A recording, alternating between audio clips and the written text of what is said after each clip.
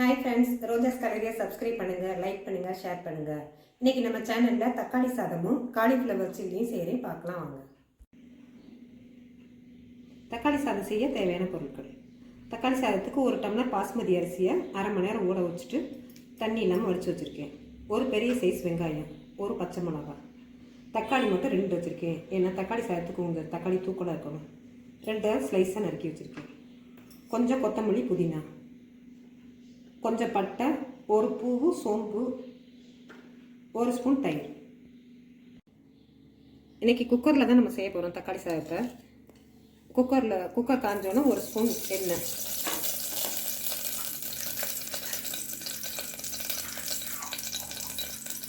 ஒரு ஸ்பூன் நெய் விருப்பம் இருந்தால் சேர்த்துக்கோங்க, நல்லாயிருக்கும் டேஸ்ட்டாக.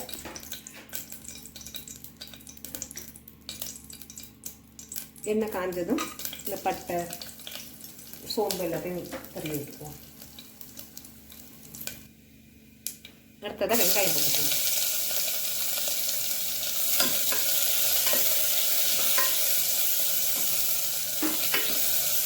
கொஞ்சம் வதங்கட்டும் வெங்காயம்.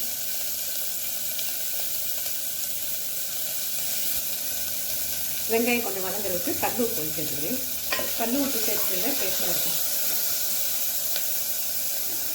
நான் பொரியல் கூட்டுக்கு மட்டும்தான் நைஸ் உப்பு சேர்ப்பேன், மற்ற எல்லா சமையலுமே நம்ம கல் உப்பு மட்டும்தான் சேர்ப்போம்.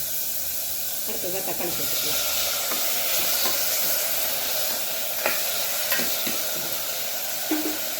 கொஞ்சம் வெங்காயம் தக்காளி நல்லா குழைவாக வதங்கட்டும். வதங்கினாலும் அந்த டேஸ்ட் வரும் தக்காளி சாதத்துக்கு.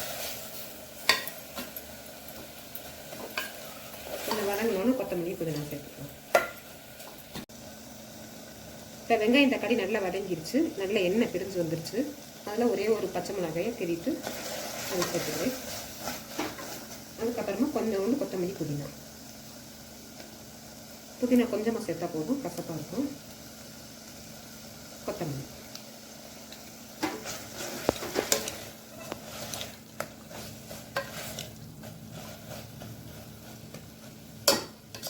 இல்லை தக்காளி சாதம் மட்டும்தான் பிகினர்ஸ் கூட டக்குன்னு ஈஸி. இதில் மிளகாத்தூளை சேர்த்துக்கலாம்.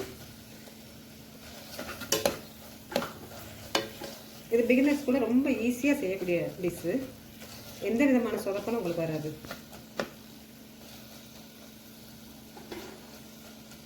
எல்லாம் நல்லா வதங்கிருச்சு. அதில் தயிர் கொஞ்சம் சேர்த்துக்கலாம். இதில் நீங்கள் தயிர் இல்லை வேணும்னு விருப்பப்பட்டீங்கன்னா முந்திரி பருப்பு கூட அரைச்சி சேர்த்துக்கலாம், இல்லை கொஞ்சம் தேங்காய் பால் சேர்த்துக்கலாம். இதில் நான் இஞ்சி, பூண்டு, மஞ்சத்தூள் எதுவும் சேர்க்கலை. ஏன்னா தக்காளி சாதம் வேறு டேஸ்ட் மாறிடும், பிரியாணி மாதிரி வந்துடும் டேஸ்ட்டு. அதனால் வெறும் மிளகாத்தூள், வெங்காயம், தக்காளி மட்டும் தான் சேர்த்துருக்கேன். நல்லா வதங்கி வந்துருச்சு. இப்போ நம்ம வந்து பாஸ்மதி அரிசி வச்சுருக்கோம். அதுக்கு 1 டம்ளர் பாஸ்மதி அரிசிக்கு 1.5 டம்ளர் தண்ணி. நம்ம வீட்டில் உள்ள சாப்பாட்டு அரிசி சேர்த்தோம்னா 2 டம்ளர் தண்ணி சேர்த்துக்கணும்.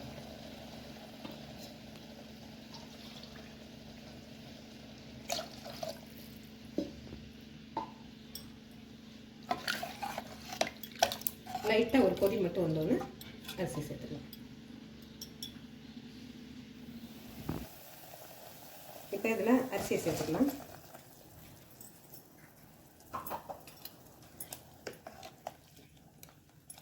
சேர்த்துட்டு உப்பு கொஞ்சம் தூக்கலாக இருக்கணும், அப்போ தான் சாதம் எடுத்து வர சரியாக இருக்கும்.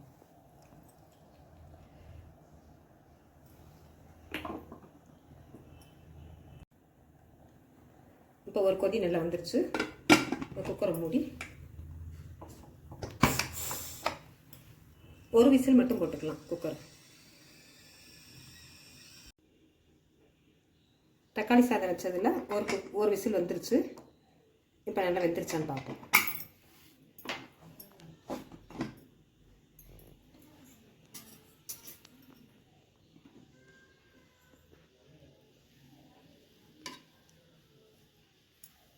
கரெக்டாக வெந்திருக்கு. கொஞ்சம் மெதுவாக எடுக்கணும், ஏன்னா பாஸ்மதி அரிசி நல்லா சரியான பதத்தில் வந்துருச்சு தக்காளி சாதம். இதை குக்கரில் வைக்காமையும் நம்ம சட்டிலையும் கூட இதே அளவு தண்ணி அளவோடு செஞ்சு பார்க்கலாம். நல்லா உதிரி உதிரியாக ஒன்றோட ஒன்று ஒட்டாமல் சரியாக வந்துருச்சு.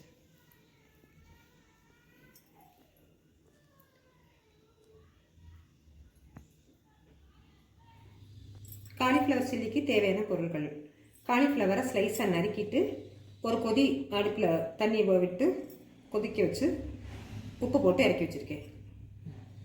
2 ஸ்பூன் கடலை மாவு, 1 ஸ்பூன் பச்சரிசி மாவு, 1 ஸ்பூன் மிளகாத்தூள், அரை ஸ்பூன் மஞ்சத்தூள், மிளகுத்தூள் 1 ஸ்பூன், கொஞ்சம் பிரெட் கிரம்ஸு, தண்ணி, உப்பு. காலிஃப்ளவர் சில்லிக்கு இதெல்லாம் ஊற வச்சு பிசைஞ்சு வச்சுக்குவோம். ஒரு அரை மணி நேரம் ஊறணும். கடலை மாவு போட்டுக்குவோம், பச்சரிசி மாவு, மிளகாத்தூள், பெப்பரும் கொஞ்சம் மஞ்சத்தூள், கொஞ்சம் உப்பு. ஏன்னா ஏற்கனவே நம்ம காலிஃப்ளவரில் கொஞ்சம் உப்பு சேர்த்துருக்கோம், அதனால் தேவைக்கு ஏற்ற மாதிரி போட்டுக்கணும்.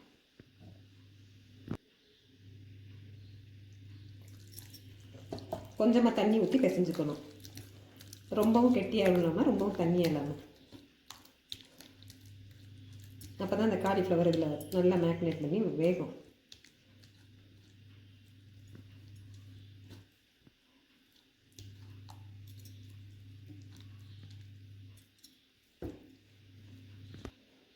இப்போ காலிஃப்ளவர் சில்லிக்கு இதை கரைச்சாச்சு. இதில் ஒரு அரை மணி நேரம் காலிஃப்ளவர் ஊற வச்சுக்கணும்.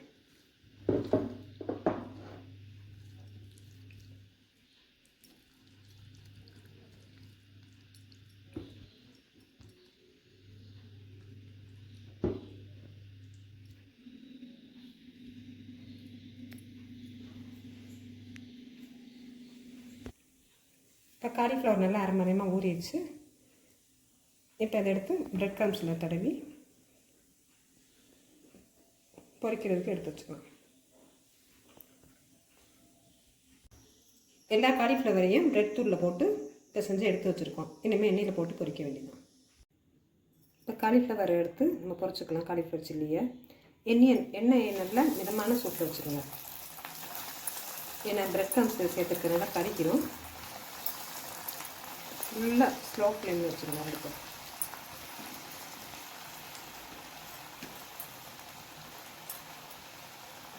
லைட்டாக திருப்பி விடணும். பிரெட் கிரம்ஸ் ஊடுங்கிறாமல் மெதுவாக. இப்போ வெந்துருச்சு. காலிஃப்ளவர் சில்லி எடுத்துடலாம்.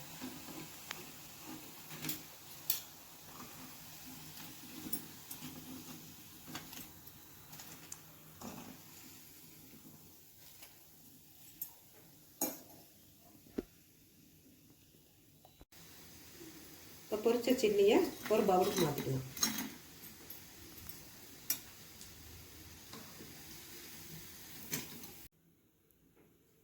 இப்போ எல்லா காலிஃப்ளவர் சில்லியும் எடுத்து பொரிச்சு எடுத்து பவுலில் வச்சாச்சு.